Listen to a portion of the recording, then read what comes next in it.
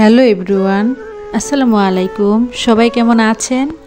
কাছে দূরে দেশ অথবা দেশের বাহিরে যে যেখান থেকে আমার ভিডিওটি দেখছেন, আশা করি আল্লাহর অশেষ রহমতে সবাই অনেক ভালো আছেন।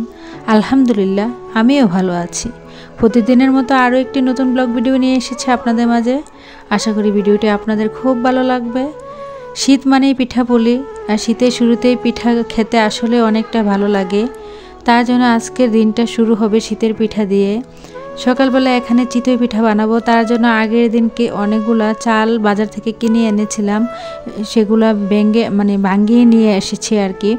যদিও ওইগুলো আর আপনাদের মাঝে শেয়ার করা হয়নি, আমি ভিডিও করতে ভুলে গিয়েছিলাম। যাই হোক, অনেকগুলো চালের গুঁড়া ফ্রিজে রেখে দিয়েছি ফ্রোজেন করে, কারণ যেহেতু শীত এসেছে মাঝে মধ্যে একটু পিঠা খাওয়া হবেই। শীত বলে কথা, পিঠা ছেড়ে না হলে কেন জানি আমার কাছে ভালোই লাগে না। আর ছোটোবেলা যখন মা অনেক শীতের সময় অনেক পিঠা বানাতো, সেই দিনগুলোকে অনেকটাই মিস করি। এখন তো নিজের হাতেই সব কিছু তৈরি করতে হয়, তার জন্য অনেক সময় দেখা গিয়েছে যে অলসতা করেও অনেক কিছু খাওয়া হয় না। তারপরে শীতে আসলে আমি চেষ্টা করি সব ধরনের পিঠে একদিন করে হলেও খেতে। তবে চিতই পিঠাটা আমার কাছে খুবই বেশি ভালো লাগে। আমি কিন্তু মিষ্টি জাতীয় খাবার খুবই পছন্দ করি না, অপছন্দ, অনেকটাই অ্যাভয়েড করে চলি আর কি মিষ্টি খাবার। আমার ফ্যামিলিতে সবাই মিষ্টিটা খুব কমই পছন্দ করে, তার জন্য একটু যে পিঠাগুলো একটু লবণাক্ত বা লুনতার টাইপের হয়, ওই পিঠাটা সবাই পছন্দ করে আর কি। এদিক দিয়ে আপনাদের সাথে কথা বলতে বলতে কিন্তু আমি পিঠা বানিয়ে নিচ্ছি। এখানে একটা মাটির পাতিল নিয়েছি, আমার কাছে এই পাতিলে পিঠা বানাতে অনেকটাই ভালো লাগে।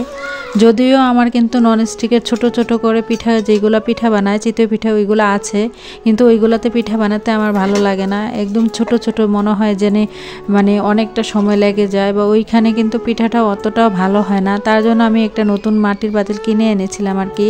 এটাতে আরও একদিন পিঠা বানিয়েছিলাম, জানি না আপনারা দেখেছেন কিনা ওই ভিডিওটা। তবে মাশাআল্লাহ, এখানে কিন্তু আমার পিঠাটা অনেকটাই ফুলেছিল, কিন্তু ভিডিওতে ওই রকম বোঝা যাচ্ছে না কেমনটা ফুলেছিল। আমি কিন্তু চিতই পিঠা মোটামুটি হালকা বানাতে পারি, তবে অতটা যে ভালো বানাতে পারি তা না। অনেক সময় দেখা গিয়েছে আমার অনেকগুলো পিঠা ফুলকো হয়, আবার অনেকটা ফুলকো হয় না। এদিক দিয়ে কিন্তু আমি সবগুলো পিঠা বানিয়ে রেডি করে এই যে পাটায় বেটে একটা ভর্তা করে নিয়েছি, লাল অনেক ঝাল ধরনের আর কি। আর ভর্তা দিয়ে খেতে কিন্তু চিতই পিঠা অনেকটা জমে যায়। আমার কিন্তু এই পিঠাটা ভর্তা দিয়ে খেতে অনেক ভালো লাগে।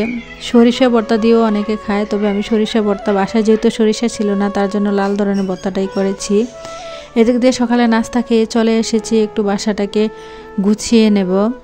যেহেতু বাড়ি থেকে এসেছি অনেক কিছুই অগুছালো আছে, সবগুলো গুছিয়ে নিতে হয়। আর আগের ভিডিওতে হয়তো দেখেছিলেন আমি একটু মার্কেটে গিয়েছিলাম, জানি না কোন কোন আপুরা ভিডিও দেখেছেন, ফুল ভিডিও হয়তো দেখেন উনি, তাদের জন্য আর কি। মার্কেটে গিয়েছিলাম বিশেষ করে একটা ওয়াশিং মেশিন আর একটা টিভি আনার জন্য আর কি। আর আমি যেই টাইপের ওয়াশিং মেশিনটা চাচ্ছিলাম, ওই ওজনের ওয়াশিং মেশিন ছিল না আর কি। আর আমার বাসায় যেহেতু টিভি নেই, আমার বাচ্চারা যেহেতু ডিসেম্বর মাস বাসায় সারাক্ষণ থাকে, ওরা মোবাইলের প্রতি অনেকটাই আসক্ত হয়ে যাচ্ছে দেখলাম যে, তার জন্য ভাবলাম যে না, বাসায় টিভি নিয়ে আসি। আর এটা কিন্তু অ্যান্ড্রয়েড টিভি ছিল আর কি, যেটা ওয়াইফাই মাধ্যমে চলে আর কি। আমার আগেও একটা টিভি ছিল, ওইটা ডিশের মাধ্যমে চলতো, কিন্তু ইদানিং কিন্তু আমি ওই টিভিটা রেখে দিয়েছি, কোনো কাজে আসে না। হয়তো কোনো বাঙালিওয়ালা আসলে দিয়ে দেব, চলে, কিন্তু অতটা ভালো চলে না আর কি। তবে ওইটা ডিশের মাধ্যমে চলে আর কি। এই টিভিটা আনার কারণে আমার পুরো বাসাটার লুকটাই চেঞ্জ করতে হয়েছে। এই টিভি আনার কারণে কিন্তু আমার অনেক ফার্নিচার এদিক সেদিক লাড়াচাড়া করতে হয়েছে। যদিও এটা ড্রিলের মাধ্যমে ওয়ালে হ্যাঙ্গিং করা যেত, তো এখন এই মুহূর্তে আমার হাতের কাছে কোনো ড্রিলওয়ালা পাচ্ছিলাম না আর কি। তার কারণে কিন্তু আমার বাসা অনেক কিছু চেঞ্জ করে, কি বলবো, ওয়াইফাই যেদিক থেকে লাইন পায় ওই দিকে নিতে গিয়ে আমার কিন্তু পুরো বাসার অনেক কিছু এলোমেলো করতে হয়েছে। এই যে ওয়ার্ডরোবটা দেখতে পাচ্ছেন, এই ওয়ার্ডরোবটা কিন্তু আমার প্রথম রুমে ছিল, কিন্তু এখন আমি ওইটা সেকেন্ড বেডরুমে দিয়ে দিয়েছি। আর এখন কিন্তু আপনাদের সাথে একটু বাসাটা এই যে দেখাচ্ছি আর কি। দেখেন কি কি চেঞ্জ করেছি। এই যে আমার খাটের সাথে কিন্তু এখানে ড্রেসিং টেবিল আর যেই ফ্রিজটা রাখা ছিল এখানে কিন্তু আমার ওয়াল শোকেসটা ছিল, আর সরি ওয়ার্ডরোবটা ছিল।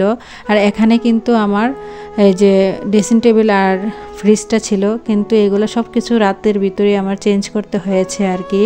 অন্য রুমে নিয়ে গিয়েছি, যেহেতু ওই রুমে ছেলেরা থাকে সারাক্ষণ, তার জন্য। আর এটা তো যেহেতু সেকেন্ড রুম, তার জন্য এই রুমে হয়তো বাচ্চারা সারাক্ষণ মানে থাকবে, এজন্য এই রুমে আমি আর কি টিভিটা সেট করে দিয়েছি। ভিডিওর এই পর্যায়ে এসে যে সকল আপু এবং ভাইয়ারা আমার ভিডিওটি দেখছেন, প্লিজ ভিডিওটিতে একটি লাইক দিয়ে দেবেন।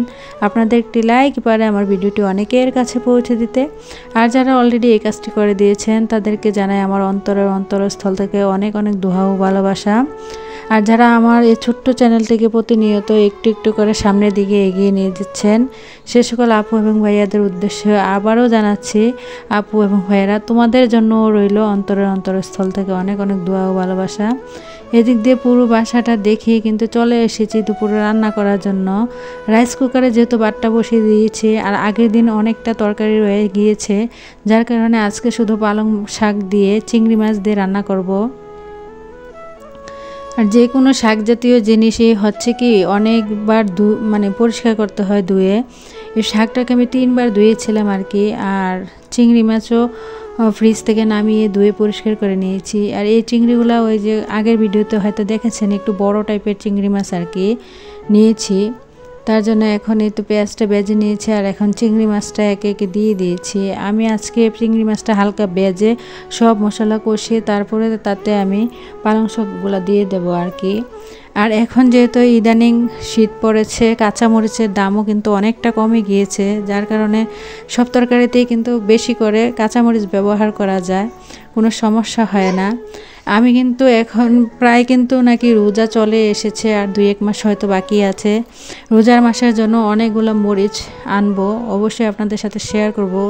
রোজার মাসের জন্য অনেকগুলো মরিচ এবং ধনেপাতা আর কি আমি ফ্রোজেন করব। তার জন্য এদিক দিয়ে সব ধরনের মশলা দিয়ে একটু নেড়ে ছেড়ে একটু হালকা জল দিয়ে দিয়েছি। এখন মশলাটা কষিয়ে আসলে কিন্তু আমি পালং শাকটা দিয়ে দেব। কেন জানি ভিডিও এডিট করতে গিয়ে আমি যখন পালং শাকটা দিয়ে দিয়েছিলাম ওই জায়গাটা মানে কেটে গিয়েছে, বলতে পারবো না। তার জন্য এখানে মশলাটা কষিয়ে নিচ্ছি, তারপরে চলে যাবে একদম পালং শাক দেওয়ার পরে আর কি।